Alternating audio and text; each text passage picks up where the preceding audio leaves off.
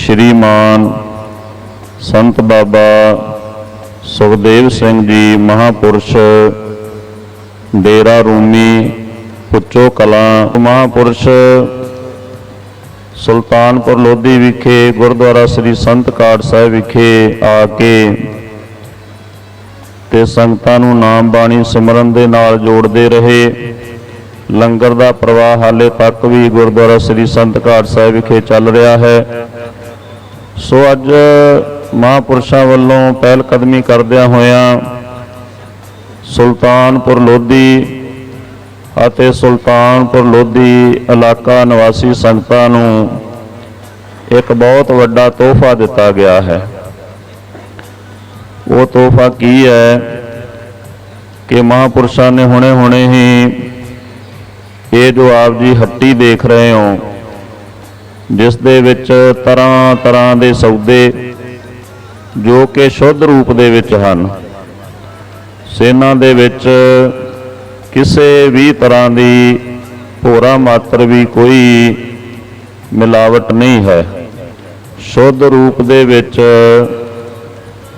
जो कि महापुरुषां ने ये हट्टी खोली है, तो महापुरुषां ने हुणे हुणे ही सो दरगाही जो बचन इल्हाम होया है उस अनुसार इस हट्टी का नाम इस समय महापुरुषां ने श्रीमान संत बाबा कुंदन सिंह जी नानकसर कलेरां वालियां दे नाम ते संत बाबा कुंदन सिंह खरा सौदा हट्टी, इस हट्टी का नाम इन्हां ने रखा है। किरत करो ते नाम जपो वंड छको दा लाया होगा, वंड छको दा लाया होगा। ओते जल थल करती दाता जिते जन्मा तो सीसों का, जिते जन्मा तो सीसों का।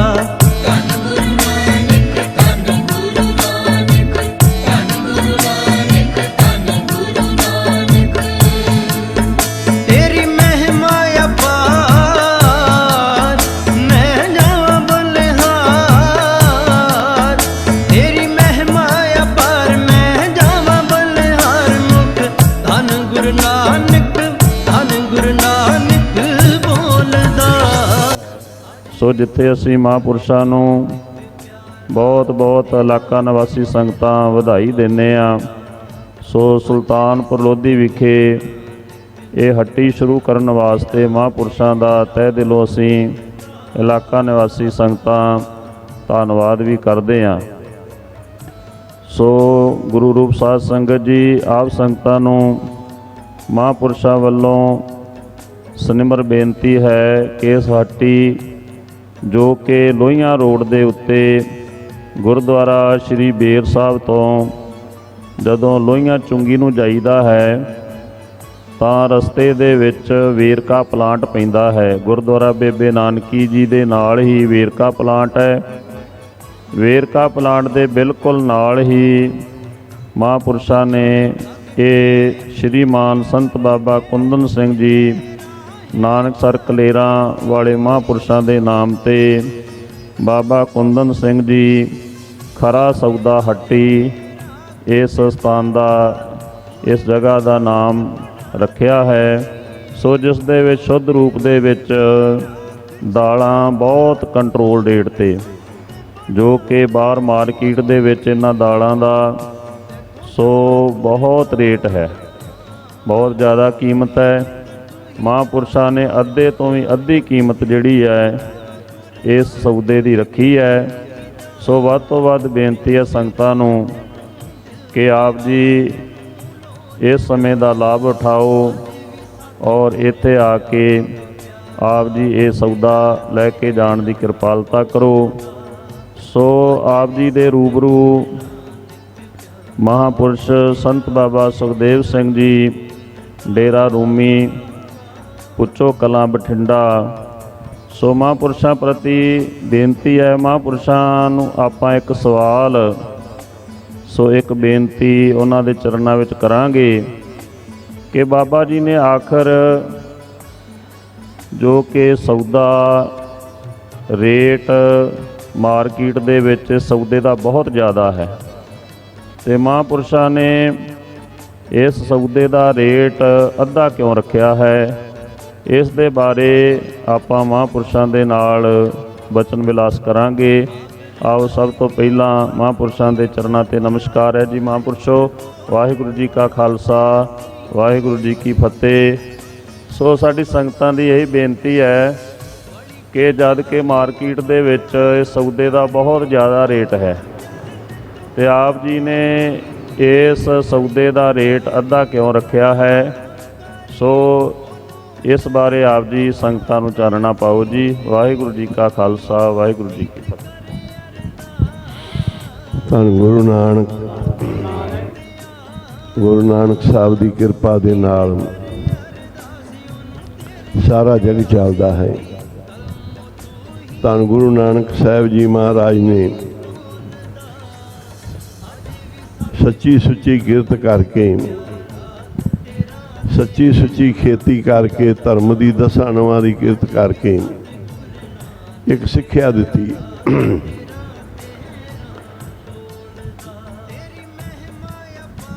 ਕਿ ਸੰਸਾਰ ਦੇ ਵਿੱਚ ਸਭ ਦੇ ਭਲੇ ਵਾਸਤੇ,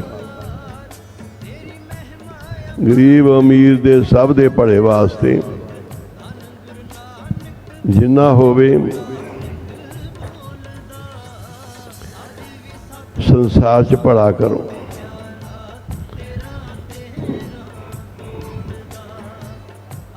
ਗੁਰੂਆਂ ਪੀਰਾਂ ਮਹਾਂਪੁਰਖਾਂ ਦੇ ਬਚਨੇ ਜਿਹੜੇ ਲੁੱਟਦੇ ਆ ਉਹ ਲੁੱਟੇ ਜਾਂਦੇ ਆ, ਜਿਹੜੇ ਲੁਟਾਉਂਦੇ ਆ ਉਹ ਲੁੱਟ ਲੈਂਦੇ ਆ। ਜਿੱਥੇ ਵੀ ਗੁਰੂ ਨਾਨਕ ਸਾਹਿਬ ਗਏ ਉਹਨਾਂ ਨੇ ਕਿਹਾ ਲੁਟਾ ਦੇ, ਸਾਧ ਸਰਾਏ ਨੂੰ ਕਿਹਾ ਲੁਟਾ ਦੇ ਜੋ ਕੁਝ ਹੈਗਾ। ਜਿੱਥੇ ਇੰਨੇ ਲੰਗਰ ਆਪਾਂ ਸੰਗਤਾਂ ਨੂੰ ਵੰਡਦੇ ਹਾਂ, ਇੰਨੇ ਸੋਨੇ ਹੀਰੇ ਮੋਤੀ ਲਾਉਣੇ ਆ, ਉਹ ਤੋਂ ਪਹਿਲਾ ਕਾਰਜ ਸ਼ੁਰੂ ਕੀਤਾ ਸੀ ਕਿ ਵਿਦਿਆ ਸ਼ੁਰੂ ਕਰਨੀ ਹੈ, ਫੀਸਾਂ ਨਹੀਂ ਲੈਣੀਆਂ, ਵਿੱਚ ਨਾਮ ਦਾ ਸੌਦਾ। ਇਹਦੇ ਵਿੱਚ ਵੀ ਅਸੀਂ ਰੇਟ ਖਰੀਦ ਨਾਲ ਵੀ ਘੱਟ ਰੱਖੇ ਆ। ਕਈ ਚੀਜ਼ਾਂ ਦੀ ਖਰੀਦ ਮਹਿੰਗੀ ਹੈ ਥੋੜ੍ਹੀ ਜਿਹੀ, ਰੇਟ ਘੱਟ ਹੈ, ਕਈਆਂ ਦਾ ਬਰਾਬਰ ਹੈ, ਕਈਆਂ ਦਾ ਰੁਪਈਆ ਵੱਧ ਵੀ ਹੈ। ਜ਼ਿਆਦਾ 13 ਦੀ ਗਿਣਤੀ ਨੂੰ ਪਹਿਲ ਦਿੱਤੀ ਹੈ।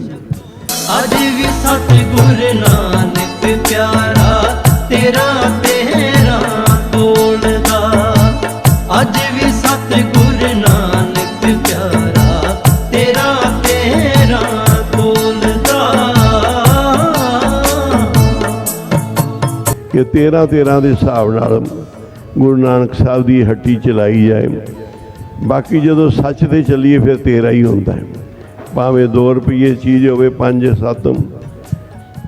ਇਸ ਕਰਕੇ ਇੱਥੇ ਸਬਜ਼ੀਆਂ ਵੀ ਕੋਈ 2 ਰੁਪਏ, ਕੋਈ 4 ਰੁਪਏ, ਕੋਈ 5 ਰੁਪਏ, ਕੋਈ 6 ਰੁਪਏ।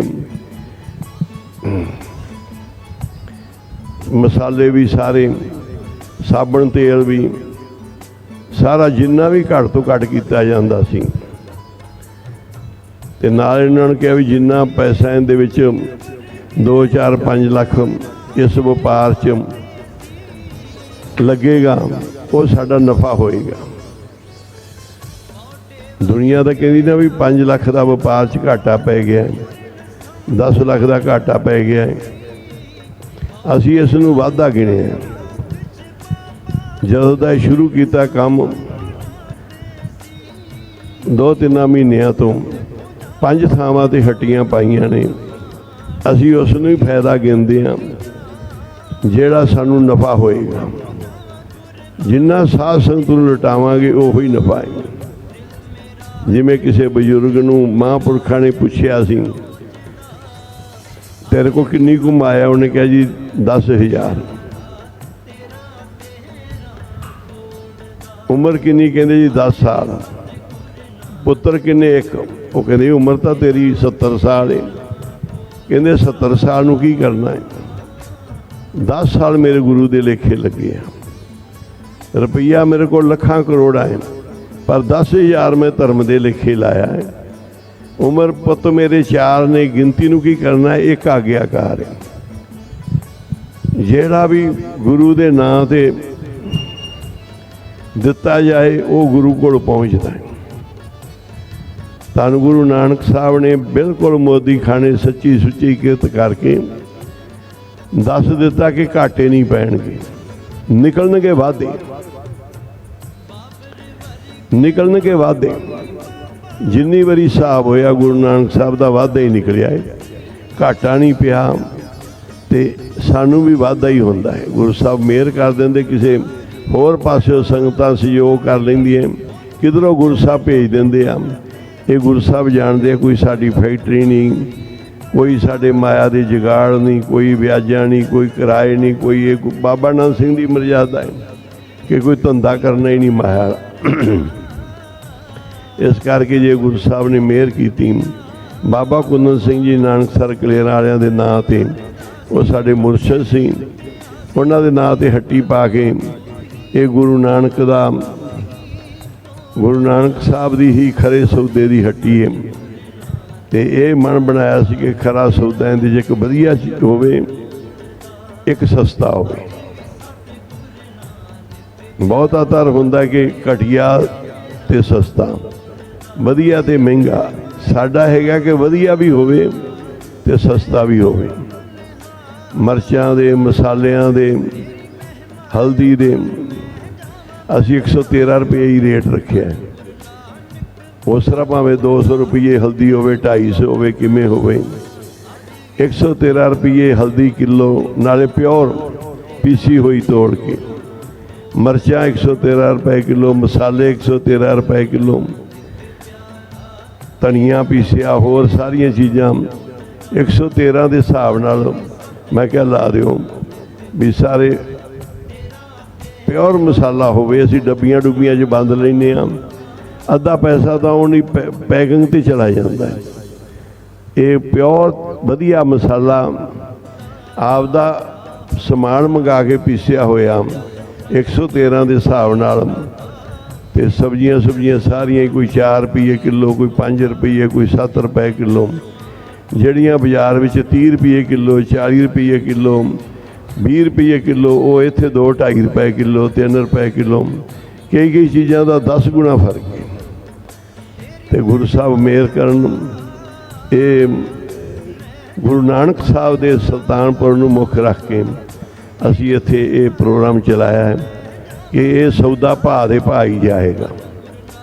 क्या असी ना जाके नवाब को चुगली की सी भी सौदा भाव दे भाव लटाई जाता, होर बोलना कोई नहीं आउंदा, 13 ही मुखों लाई जाता, देवे 5 रुपये या कोई 5 पैसे,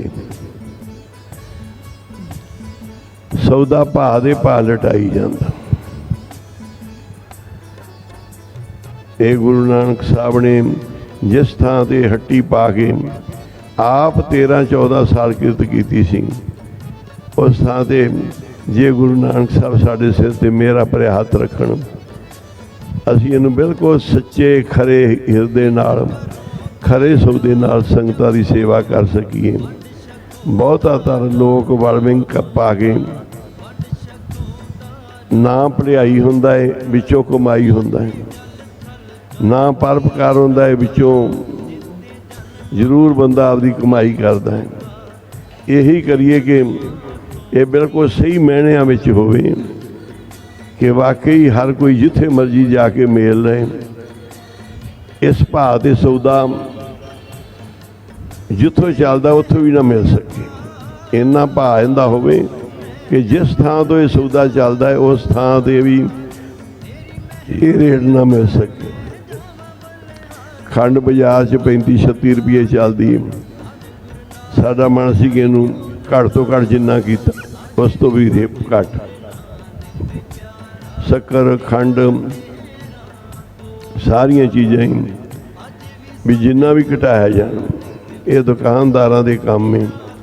असी नाम जपण वाले महापुरखों दे विच साडी क्लास है, पर सानू ਸੌਦੇ ਦੇ ਭਾਅ ਦੱਸਣੇ ਪੈ ਰਹੇ ਨੇ, ਸੌਦੇ ਦੀਆਂ ਗੱਲਾਂ ਕਰਨੀਆਂ ਪੈ ਰਹੀਆਂ ਨੇ ਕਿ ਸਾਡੇ ਗੁਰੂ ਨਾਨਕ ਸਾਹਿਬ ਦੁਨੀਆ 'ਚ ਨਾਮ ਜਪਣ ਤੇ ਜਪਾਉਣ ਆਏ ਸੀ, ਉਹਨਾਂ ਨੂੰ ਸੌਦੇ ਵੇਚਣੇ ਪਏ, ਸੌਦੇ ਦੇਣੇ ਪਏ, ਭਾਅ ਦੇ ਭਾਅ ਦੇਣੇ ਪਏ, ਲਟਾਉਣੇ ਪਏ ਕਿ ਦੁਨੀਆ ਦੀ ਲੁੱਟ ਖਸੁੱਟ ਵੀ ਬੰਦ ਕੀਤੀ ਜਾਣ, ਸੱਚੀ ਸੁੱਚੀ ਕਿਰਤ ਵੀ ਕਰਨੀ ਪਈ ਕਿ ਇਹ ਦੱਸਣਾ ਹੈ ਦੁਨੀਆ ਨੂੰ ਕਿ ਇਹ ਕੁਝ ਹੋ ਸਕਦਾ ਤੇ ਗੁਰੂ ਸਾਹਿਬ ਮਿਹਰ ਕਰਨਗੇ। ਵਾਅਦਾ ਗੁਰੂ ਨਾਨਕ ਸਾਹਿਬ ਨੇ ਦੇਣਾ ਹੈ, ਪਰ ਜ਼ਰੂਰ ਉਹ ਕਿਰਪਾ ਕਰਨਗੇ। ਇਹ ਗੁਰੂ ਨਾਨਕ ਸਾਹਿਬ ਦੀ ਹੱਟੀ ਵਿੱਚ ਕਦੀ ਵੀ ਘਾਟਾ ਨਹੀਂ ਪਏਗਾ, ਵੱਧ ਹੀ ਸੌਦਾ ਨਿਕਲੇਗਾ। ਧੰਨ ਗੁਰੂ ਨਾਨਕ। ਅੱਜ ਵੀ ਸਤਿਗੁਰ ਨਾਨਕ